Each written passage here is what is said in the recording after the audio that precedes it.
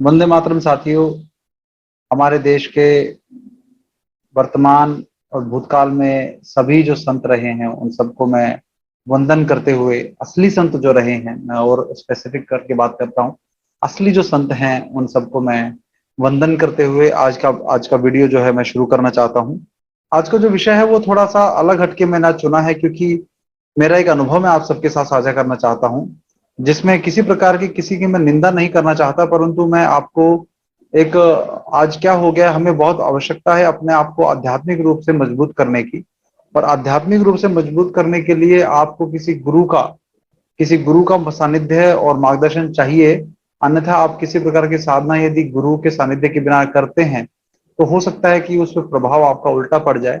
अतः किसी अच्छे संत की, केवल भगवा पहने हुए संत की मैं बात नहीं कर रहा हूं, असली संत की, जो हो सकता है कि उसने भगवा भी ना पहना हो लेकिन वो असली संत हो सकता है।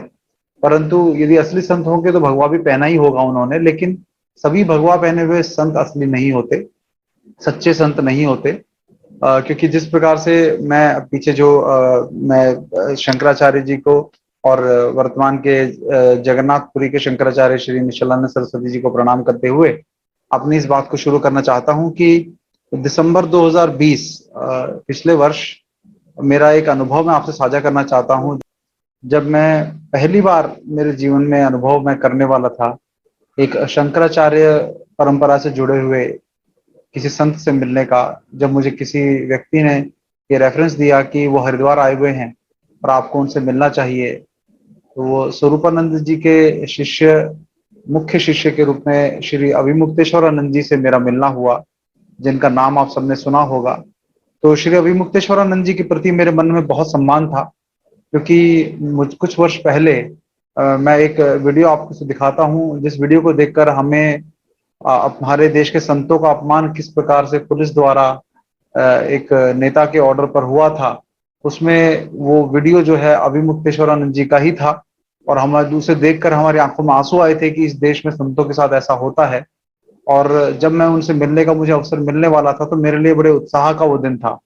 तो वो वीडियो मैं पहले दिखाता हूँ, जिस वीडियो को देखकर मेरे मन में उनके उनसे मिलने के लिए लालसा थी और मैं कुछ विषय पर उनसे जरूर मिलना चाहता था। वो वीडियो मैं आपको दिखाता हूँ।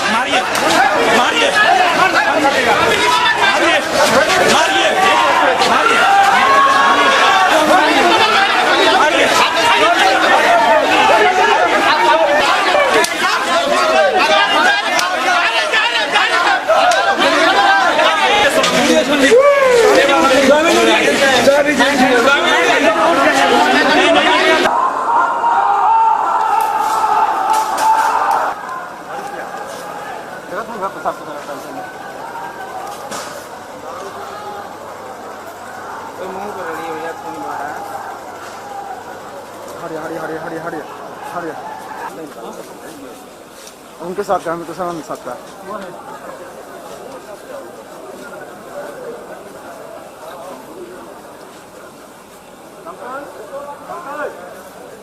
तो यह वो दृश्य है जो मैं आपको दिखाना चाहता था। ये श्री अभिमुक्तेश्वरानंद जी हैं, जिनका जो बारे में मैं अभी बात करने वाला हूँ।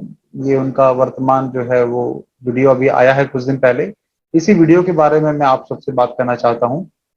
तो बात यह है कि 2020 में जब मैं उत्साहवर्धक एक अपना पूरा भाव लिए हुए मैं इनके पास गया 2020 में, और विषय ये था कि 2020 दिसंबर में अभी वैक्सीन लगनी शुरू नहीं हुई थी भारत में, और उससे पहले हमें ये अंदाजा हो गया था कि इसमें गाय के बछड़े के जो सीरम है, जो फीटल बॉयन सीरम है, वो प्रयोग होने वाला है।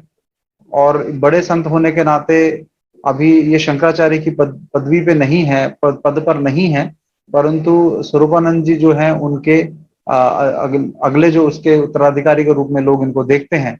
तो हमें लगा कि इनको लाखों लोग सुनते हैं, तो हमें इनके पास जाकर इस विषय पर बात करनी चाहिए। तो प्रमाण में बहुत सारे, पूरा एक पुलिंदा लेकर गया था प्रमाणों का, जिसमें रिसर्च पेपर भी थे, पुस्तकें भी थे, और बहुत सारी तरह के मैं प्रमाण उसमें लेकर गया था, जिसमें ये लिखा हुआ था कि गाय के बछड़े का जो सिरम है, जो अभी हाल में भी सरकार ने आरटीआई के द्वारा, जो हमारे मित्र विकास पाटनी ने डाली थी, उस आरटीआई में उन्होंने स्वीकार किया कि वीरोसेल्स एक किसी पहले चरण में ये प्रयोग होता है, बछड़े का सिरम जो है, फीटल बॉइंट सिरम, गाय के बछड़े का सिरम का प्रयोग हो रहा है। तो परंतु ये अभी की बात है, लेकिन मैं दिसंबर की बात कर रहा हूं, तो ये प्रमाण, जिस संतों के मुख से ये बात यदि लाखों लोगों तक जाए तो बहुत प्रभाव, हमारी बातों का प्रभाव शायद कम पड़े, परंतु संतों की बातों का प्रभाव ज्यादा पड़ेगा। हम गए इनके पास, वहां जाने के बाद बहुत प्रेम पूर्वक इन्होंने हमें वहां बिठाया, आदर स्वरूप वहां बिठाकर बकायदा ये कहा कि आप रिकॉर्डिंग करिए, इसका वीडियो बनाइए जो हम वार्ता करने वाले हैं। तो मुझे नहीं पता उस दिन वार्ता करते करते क्या हुआ। हो सकता है मेरी कोई मूर्खता रही हो या मुझ में कोई कमी रही हो, हालांकि ऐसा कुछ मुझे लगता नहीं हुआ, लेकिन धीमे धीमे जो इन्होंने मेरे मुझसे प्रश्न करने शुरू किए वो ये कि आप जो प्रमाण लाए हैं वो बहुत, मैं उनको मानता नहीं हूँ। वो रिसर्च पेपर भी थे, हर तरह के प्रमाण में, वीडियो भी लेकर गया था, सब कुछ मैं दिखाने के लिए लगा था, लेकिन इनको पहले से ही सब कुछ पता था। परंतु इन्हें अपनी छवि का, अपनी गरिमा का थोड़ा ध्यान रखते हुए इन्होंने कहा कि जब तक मुझे पूर्ण अच्छे से प्रमाण नहीं मिलेंगे तो मैं तब तक इस विषय पर कुछ नहीं कह सकता, क्योंकि वैक्सीन के पक्ष में कुछ लोग बोलते हैं, कुछ वैक्सीन के विपक्ष में लोग बोलते हैं। पर तो मैंने महाराज जी से बोला कि आप मुझे ये मार्गदर्शन दीजिए कि मैं किस प्रकार से, क्या और सबूत लेके आ सकता हूँ, प्रमाण लेके आ सकता हूँ, जिसके बाद आप ये मानने लगे कि आपको ये बोलने योग्य आप इसे कहीं पर हो जाएं। तो मुझे नहीं पता उस दिन किस प्रकार की मानसिकता के साथ बैठे थे महाराज जी, तो किसी कारण से मुझे नहीं पता क्या कारण था, लेकिन उनके मुख से यही निकला कि आपकी अभी तैयारी पूरी नहीं है। तो मैंने महाराज जी कहा, महाराज जी हो सकता है मैं आपके साथ पहली बार मिला हूं, तो मुझे थोड़ा संकोच वश में शायद ढंग से बात नहीं बोल पा रहा हूँ आपके सामने, क्योंकि आप इतने ज्ञानी व्यक्ति हैं, मैंने बहुत आपके बारे में सुना है। तो मेरा जो उत्साह जो है, जो मैं आपके प्रति भाव मेरा है, मैं उसके कारण आया हूँ। तो इन्होंने मुझे ये कहा कि कितनी गाय मरेंगी, कितनी गाय काटी जाएंगी इस वैक्सीन को बनाने के लिए। तो मैंने महाराज जी से जो बात बोली, उसके बाद मुझे लगता है शायद इन्होंने शायद मुझे लगा होगा कि मैं शायद किसी प्रकार की उद्दंडता कर रहा हूं, लेकिन मैंने स्वाभाविक होकर एक सहज भाव से, जब मैंने सोचा कि मैं ज्यादा इनके प्रभावित होकर मैं इनसे यदि ठीक से बात नहीं कर पाऊंगा तो शायद जो विषय मैं करने आया हूं बात, वो ना कर पाऊं, तो मैंने बहुत ही सहज होकर मैंने महाराज जी से बात की। और ये पूरी इस वार्ता की रिकॉर्डिंग है मेरे पास। उसमें उन्होंने ये बात बोली कि आप जो है, मैंने कहा महाराज जी आप, क्या हमको एक भी गाय का कटना स्वीकार्य है वैक्सीन के लिए? क्या 1 लाख कटेंगी तो हम आवाज उठाएंगे, या 1 करोड़ मरे कटेंगी तो आवाज उठाएंगे? तो मुझे लगता है क्या हमको एक भी गाय कटना स्वीकार्य है वैक्सीन बनने के लिए? तो स्वामी अभी मुक्तेश्वरानंद जी ने मुझे एक नीति समझाई कि यदि एक व्यक्ति के कारण किसी कुल का नाश होता हो तो उस व्यक्ति को त्याग देना उचित है। कुल के कारण यदि गांव का नुकसान हो रहा हो, परिवार के कारण, तो उस परिवार को त्याग देना उचित है। गांव के कारण जनपद का नुकसान होता है तो गांव को त्याग देना उचित है। ठीक उसी प्रकार यदि कुछ गायों के कटने से यदि 130 करोड़ लोगों का भला होता है तो वो माना जाएगा। मतलब उन्होंने एक तरह से अप्रत्यक्ष रूप से गौ हत्या को जो है वो जायज ठहराया वैक्सीन बनने के लिए। तो ये सुनकर मुझे झटका लगा, जो मेरा भाव इनके प्रति था उसको एकदम से झटका लगा, और मुझे लगा कि शायद ये मेरी परीक्षा लेने के लिए बोल रहे हैं। शायद कुछ देर बाद ये मुझे इस बात को कहेंगे कि मैं आपकी परीक्षा ले रहा था, इसलिए मैंने बात बोली कि आप क्या बोलते हैं इस पर। लेकिन लगभग 45 मिनट हमारी वार्ता चली, उसमें इसके बाद उनका और स्वभाव मेरे प्रति जो है वो रूठा उनका जो स्वभाव है मेरे प्रति और कड़वा ही होता गया। लेकिन मुझे लगता है कि मैं एक ऐसा साधारण व्यक्ति हूं जो, हो सकता है कि मैंने उनके सामने कोई गलतियां की हों, लेकिन एक संत होने के नाते, एक ज्ञानी होने के नाते, मैं भले ही मूर्ख हूं, लेकिन एक संत होने के नाते, ज्ञानी होने के नाते उन्हें मेरा मार्गदर्शन ठीक से करना चाहिए था। तो जो मुझे उसके बाद जब अंत में बात करते करते एक जो मुझे सबसे बड़ा झटका ये लगा कि मैंने उनको कहा कि महाराज जी, मैं आपके पास आया था, बड़ी उम्मीद लेकर आया था, क्योंकि जो आपने मुझे बात कही, मुझे अभी भी यकीन नहीं हो रहा कि आपने कुछ गायों के कटने की बात स्वीकार करके कुछ लोगों की, 130 करोड़ लोगों की जान बचाने की बात कही, तो यह मुझे स्वीकार नहीं हो रही, और संतों की इसी उदासीनता के कारण शायद देश का ये हाल है। मैंने ये बात बोली तो उन्होंने बोला कि आप यदि ऐसा ही मानते हैं तो फिर आपसे बात करना मैं उचित नहीं समझता। मैं कहा महाराज जी, मैं बात नहीं कर रहा, आपने मुझे जो बात बोली, तो अब मैं आपके पास प्रश्न लेकर आया था, अपने समस्या का समाधान ढूंढने के लिए आया था, लेकिन आपने मुझे उल्टा ऐसा मनोबल तोड़ने वाली बात कह दी है, तो मैं शायद इसे स्वीकार नहीं कर पा रहा हूँ। और आप मुझे आगे के लिए बताइए मार्गदर्शन कि मैं किस प्रकार से क्या प्रमाण लेकर आऊं। तो उन्होंने, फिर मैंने उनको कहा कि मैं राजीव दीक्षित जी के जो सभी लोग हैं देश में, लाखों करोड़ों लोग जो सुनते हैं, उनको उनके प्रतिनिधि के रूप में आपके पास आया हूँ। तो उन्होंने एक जो उसके बाद जो बात कही वो सुनकर मुझे और ज्यादा झटका लगा, जब उन्होंने कहा कि आपसे ज्यादा तो हेमा मालिनी और धर्मेंद्र को लोग सुनते हैं, तो आपको आपको सुनने का कोई जो बहुत महत्व नहीं है।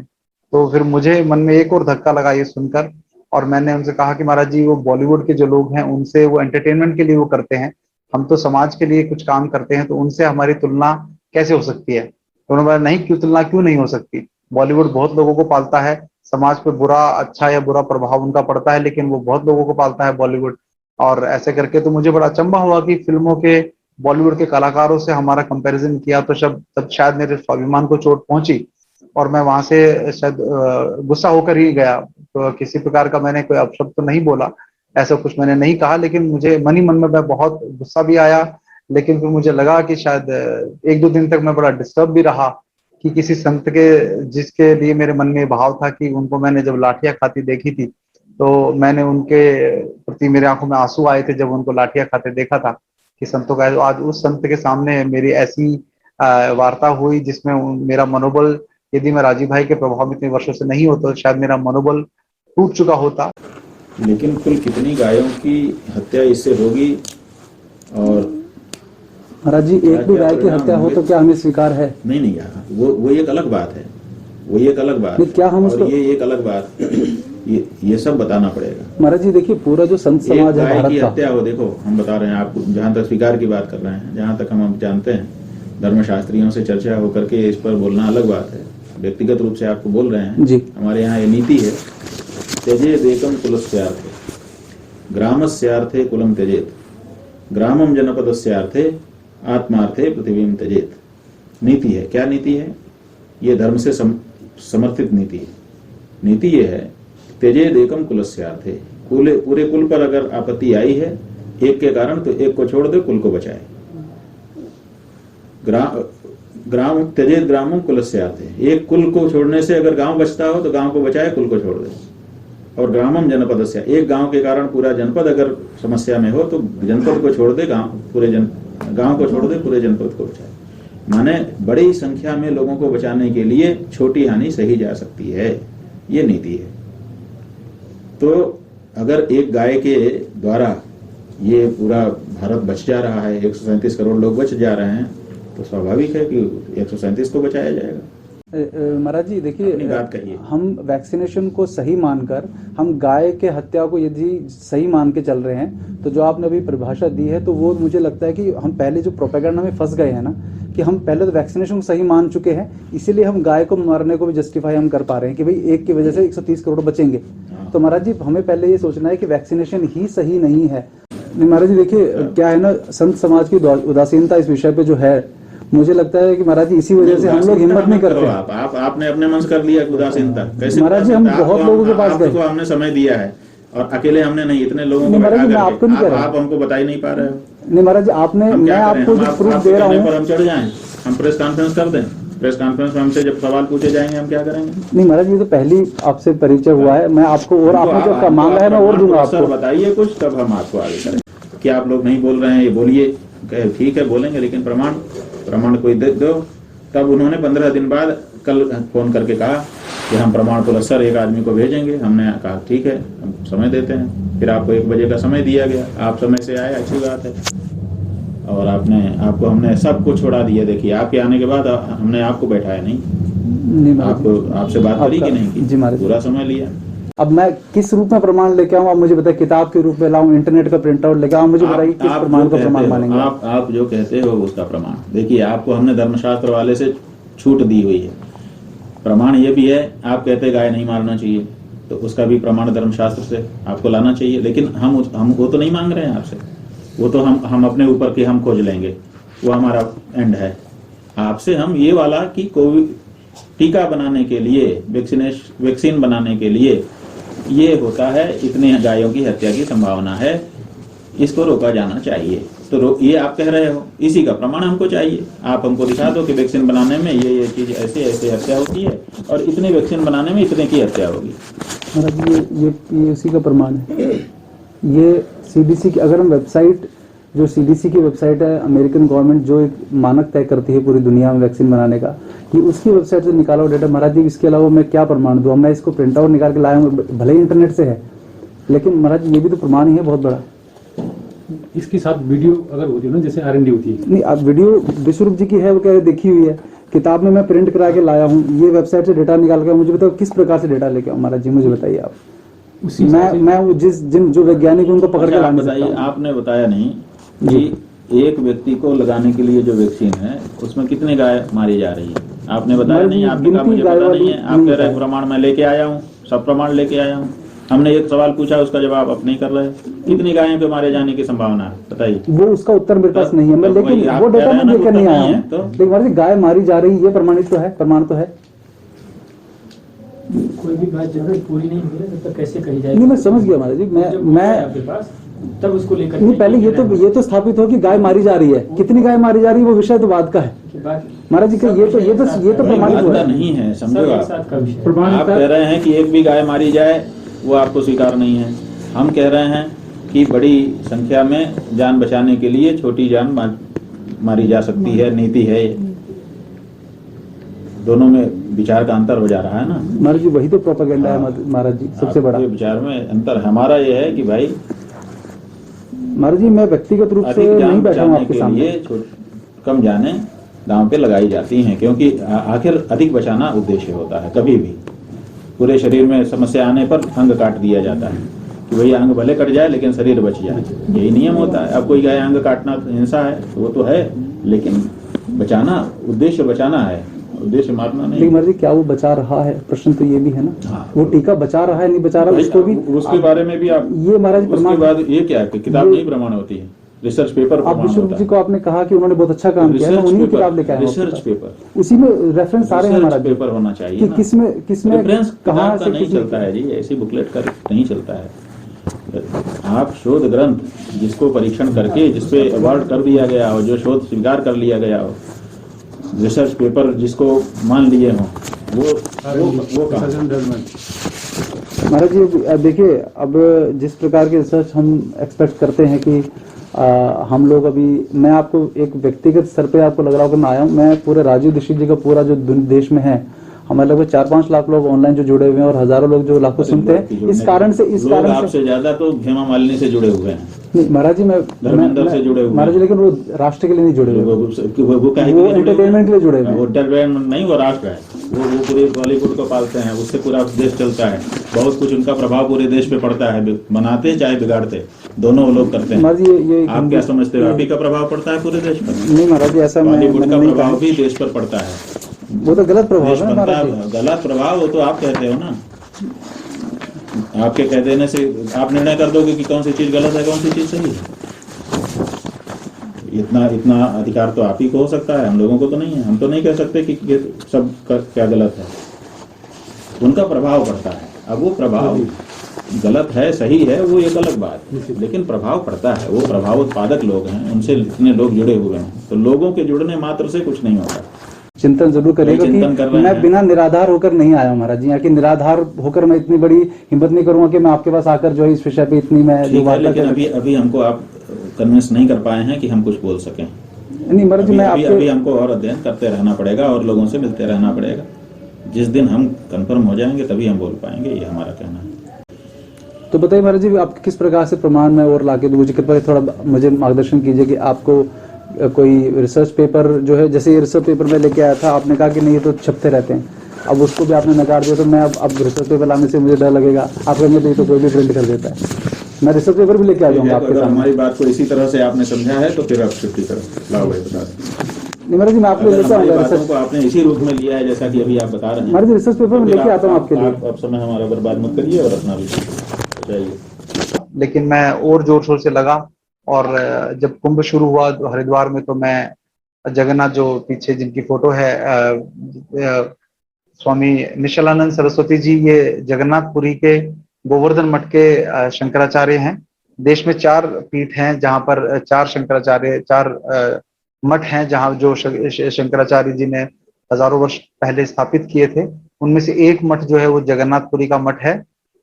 इसमें आपका ये कहा जाता है कि जो बद्री धाम है उत्तराखंड में, वहां पर इस भगवान जगन्नाथ जो है वो स्नान करते हैं, द्वारका में वस्त्र बदलते हैं, जगन्नाथपुरी में भोजन ग्रहण करते हैं, और रामेश्वरम में जो है वो जाकर दक्षिण भारत में जो है वहाँ विश्राम करते हैं। तो ये माना जाता है। तो जगन्नाथपुरी के जो गोवर्धन मठ के शंकराचार्य हैं, तो ये समझिए कि अभिमुक्तेश्वरानंद जी अभी शंकराचार्य के पद पे नहीं है, वो स्वरूपानंद जी के शिष्य हैं, उनके सेकंड इन कमांड आप कह लीजिए। परंतु निश्चलानंद सरस्वती जी मुख्य शंकराचार्य जी हैं, और उनके पास मैं ये प्रश्न लेकर गया, जो मुझे अभिमुक्तेश्वरानंद जी ने नीति समझाई कि कुछ गायों की हत्या से 130 करोड़ लोगों का भला होता है, तो वो स्वीकार्य है। तो उस नीति के कारण मैं उनसे प्रश्न करने गया कि क्या ये नीति सही है जो किसी एक संत के मुंह से निकली। तो निश्चलानंद सरस्वती जी जो महाराज जी हैं, स्वामी जी, उन्होंने इसको गलत बताया कि ऐसी नीति जो है वो गाय के ऊपर लागू नहीं होती है। तो आज जो है मुझे ये खुशी हुई जानकर, और ये जो मैंने पूरी बात सुनाई आपको, ये इसलिए नहीं सुनाई कि मैं अभिमुक्तेश्वरानंद जी के प्रति किसी प्रकार का गलत भाव रखता हूँ। मैं उनके प्रति अभी भी सम्मान, बहुत ज्ञानी व्यक्ति हैं, बहुत ज्ञानी ज्ञान है उनमें। और आज मुझे देखकर खुशी हुई कि उन्होंने जो मुझे बात कही थी, आज उस बात के विपरीत उन्होंने उसको खंडन करते हुए अपने जीवन की रक्षा के लिए किसी भी रूप में गौ हत्या स्वीकार्य नहीं। ये मैं आपको दिखा देता हूँ, ये स्क्रीन जो है, ये देखिए, ये उनका अभी हाल में ही 29 जून 2021 परसों ये वीडियो आया है, जिसमें उन्होंने अपने जीवन की रक्षा के लिए किसी भी रूप में गौहत्या स्वीकार्य नहीं है। तो जो मुझे उस दिन वक्तव्य दिया था, तो मुझे लगा था कि दिसंबर में अभिमुक्तेश्वरानंद जी को ये बात जो है बोल देनी चाहिए थी, जो उन्होंने इतने दिन प्रमाण के प्रतीक्षा में जो है वो लगा दिए। क्योंकि निश्चलानंद सरस्वती जी का कद कोई छोटा कद नहीं है। यदि आप देखें तो ये 2013 का वीडियो है, जिसमें मोदी जो है वो जब मुख्यमंत्री प्रधानमंत्री नहीं बने थे 2013 में, तो शंकराचार्य निश्चलानंद सरस्वती जी जो हैं जगन्नाथपुरी के, उनके चरणों में बैठकर आशीर्वाद लेने आए थे। कोई गलती ना हो, मैं कोई गलत कार्य न कर सकूं, इस तरह से जो आप मुझे आशीर्वाद दें, मैं इस तरीके से करीब घर के पास दोनों बैठे।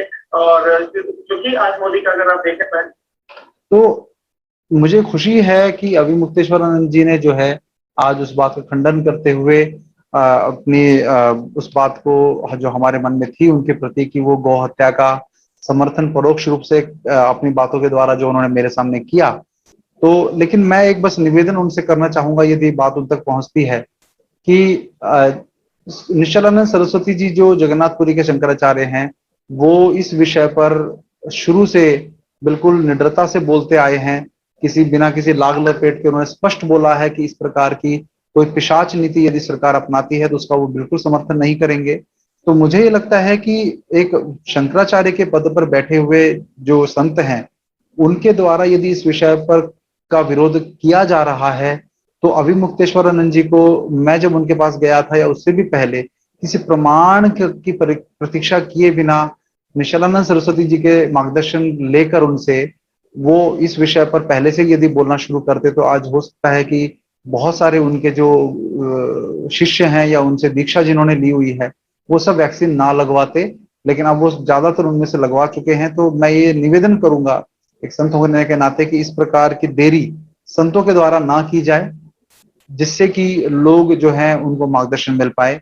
यही इस वीडियो का मेरा उद्देश्य था, क्योंकि देखिए मैं आपको बता दूं कि शंकराचार्य जो जगन्नाथपुरी के हैं, उन्होंने बहुत अच्छी एक बात कही कि आजकल जो ज्यादातर शंकराचार्य, नकली शंकराचार्य भी कई खड़े कर दिए गए हैं सरकारों के द्वारा, जिसमें आपने यदि अभी देखा कि मोदी प्रधानमंत्री बनने से पहले निशालानंद सरस्वती जी का आशीर्वाद लेने आए हैं कि मैं कुछ गलत ना करूं, कुछ गलत निर्णय ना लूं, लेकिन आज वो जिस प्रकार से निर्णय आज देश पे थोप रहे हैं, ठीक उसके विपरीत कर रहे हैं। और इस बात से निशालानंद सरस्वती जी बिल्कुल खुश नहीं है, बिल्कुल प्रसन्न नहीं है कि संतों का आशीर्वाद लेकर वो प्रधानमंत्री बने, और वो प्रधानमंत्री बनने के बाद वो संतों के धर्म को और सनातन धर्म को जो है नुकसान पहुंचाने का प्रयास कर रहे हैं। इस प्रकार से ऐसी वैक्सीनेशन को जबरदस्ती लोगों को लगवाने का जो पूरा देश में चल रहा है, ये नहीं होना चाहिए था।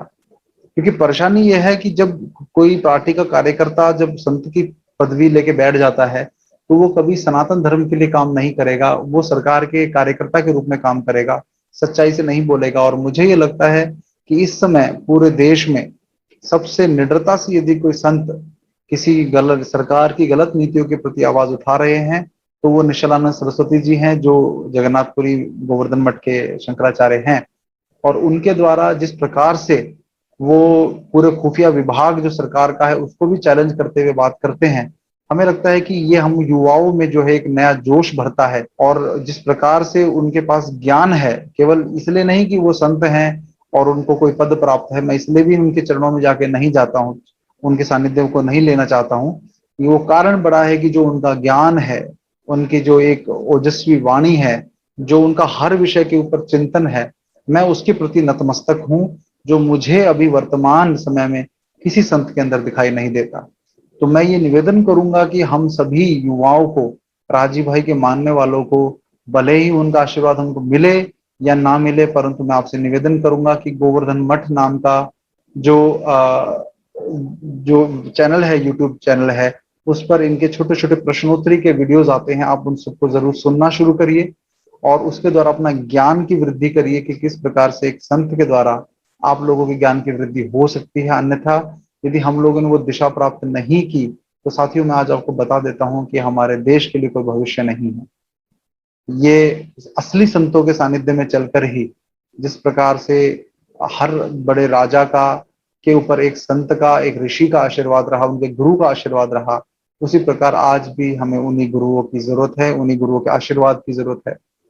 तो जो जो लोगों ने संतों की मर्यादाओं का उल्लंघन करके गलत संतों को गलत छवि इस देश में प्रस्तुत की है, जिस कारण से अच्छे संतों को भी हम नहीं पहचान पा रहे हैं, ये इस देश का दुर्भाग्य है। जो जिस षड्यंत्र को वो करने में कामयाब रहे हैं, इसे बहुत सारे लोग हैं जिनका हाथ है, जिसमें एक मैं जानता हूं एक व्यक्ति को, लेकिन मैं उसका नाम नहीं लेना चाहता, जिसने वो हमारे सामने जो है वो सेवाग्राम में भी वो बिल्कुल एक लड़के की तरह घूमता था इधर उधर, लेकिन वो हमने देखा कि कोई संत की उसमें प्रवृत्ति नहीं थी, कई प्रकार के अनर्गल बातें भी करता था, वो गाली गलौच भी करता था। लेकिन आज की डेट में उसने अपने नाम के पीछे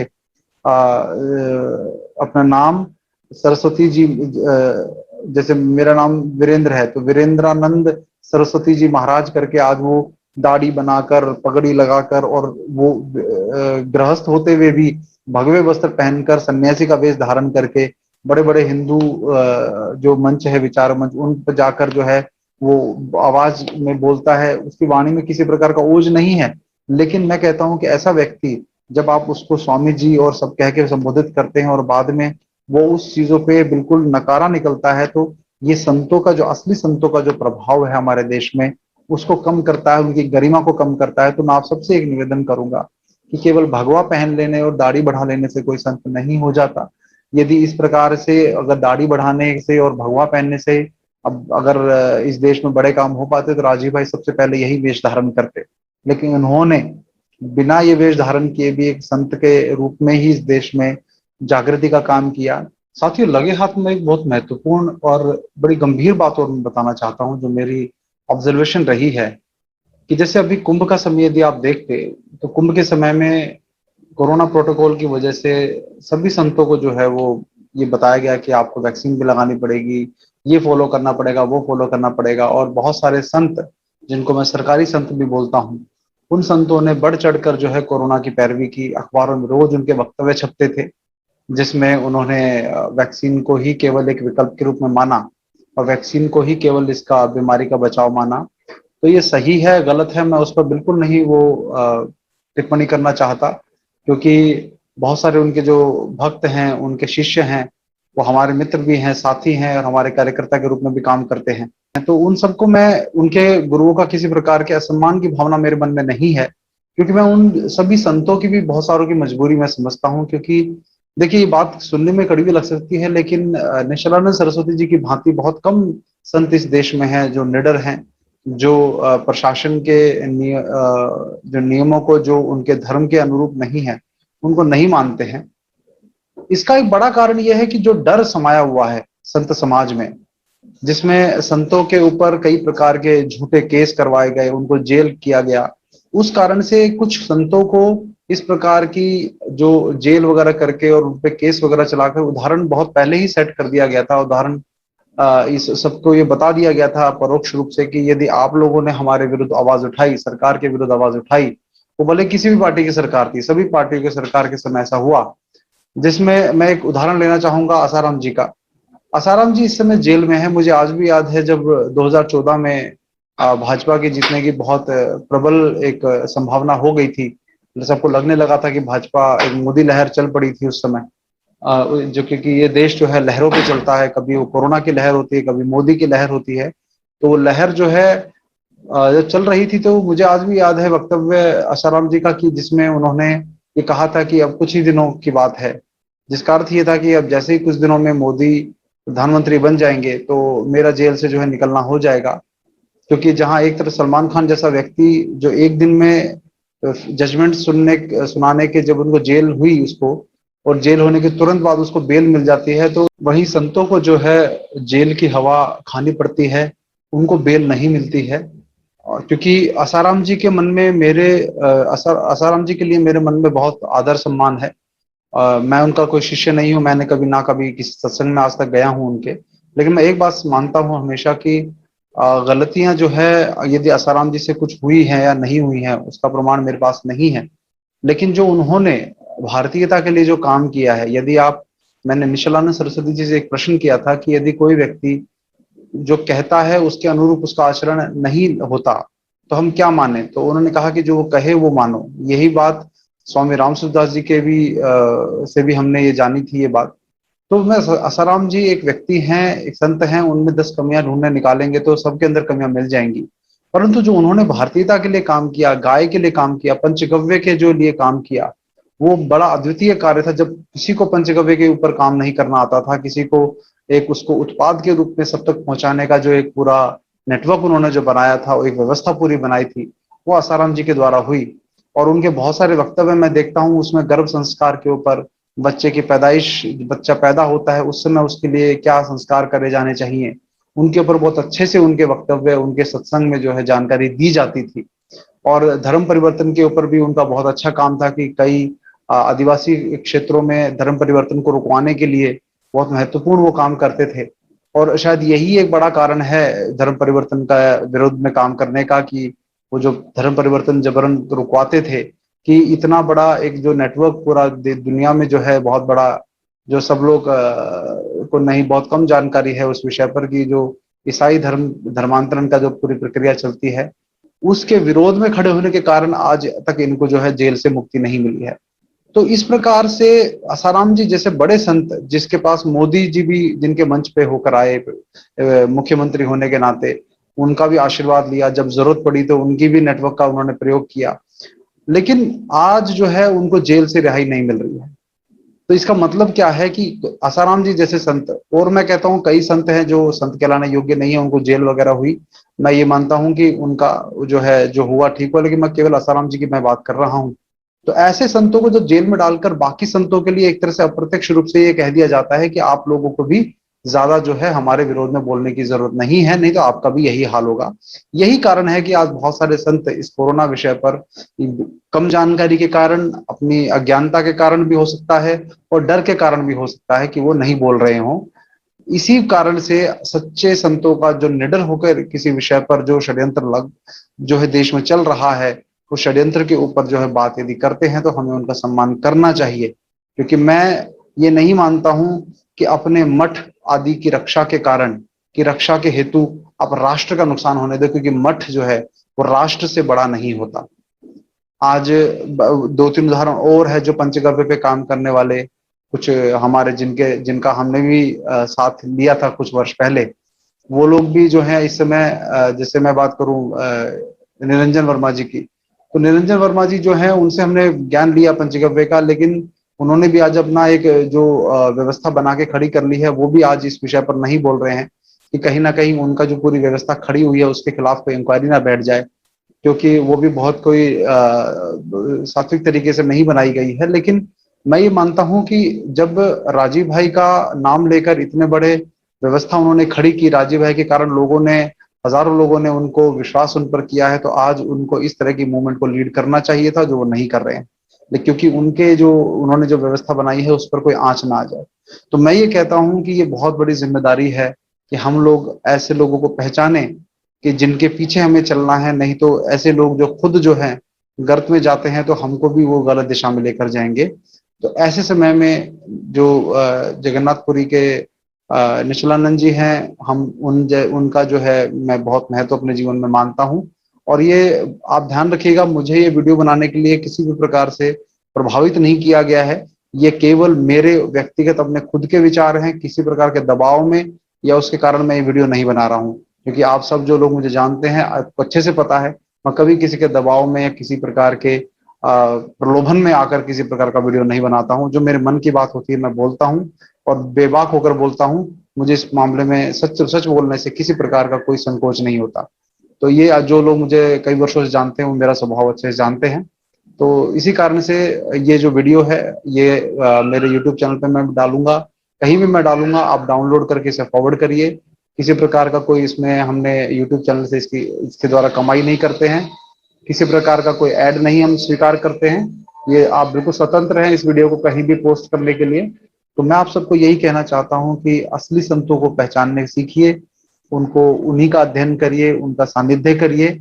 और यदि उनके द्वारा कोई आशीर्वाद, कोई हमें मार्गदर्शन देने का आगे निर्णय होता है तो हम मानेंगे कि हम जो है राजीव भाई की अनुपस्थिति में उस संत के पीछे चलकर जो है हम लोग इस देश को कोई दिशा दे पाए, तो वो हमें काम करने का प्रयास करना है। बस यही मैं बात कहना चाहता हूँ। आप सभी गोवर्धन मठ नाम का जो यूट्यूब चैनल है उसको सब्सक्राइब करिए। उसमें जो उनके वीडियो डाले जाते हैं, उनके जो प्रश्नोत्तरी के सेशन डाले जाते, गोष्ठी जो है के सेशन डाले जाते हैं, वो जरूर सुनिए। बहुत ज्ञान मिलता है आपको, बहुत सारे विषयों पर अलग अलग तरह का ज्ञान मिलेगा उस पर। तो अवश्य इसका आप लाभ उठाएं। जय जगन्नाथ।